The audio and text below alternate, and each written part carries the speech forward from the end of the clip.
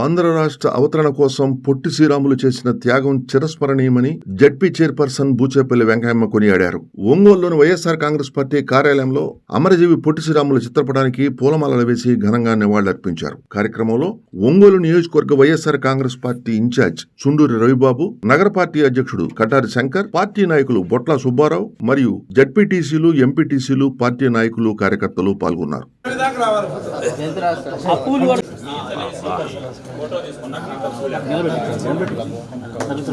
రవన్ ఉన్నాడు, నిలబెట్టిస్తాడు.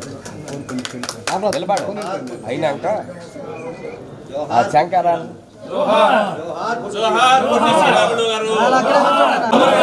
అమర్ రహే పొట్టి శ్రీరాములు గారు, జోహార్ పొట్టి శ్రీరాములు గారు.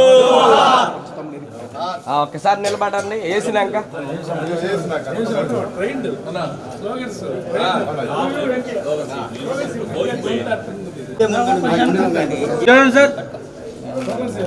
జోహార్ పొట్టి శ్రీరాములు గారు. ఈరోజు మనం పొట్టి శ్రీరాములు గారి 124వ జయంతి సందర్భంగా మన అందరం జడ్పీటీసీలు అందరం కానివ్వండి, నాయకులు కానివ్వండి, కార్యకర్తలు కానివ్వండి, అందరం పూలదండేసి మనము నివాళులర్పించుకోవడం జరిగింది.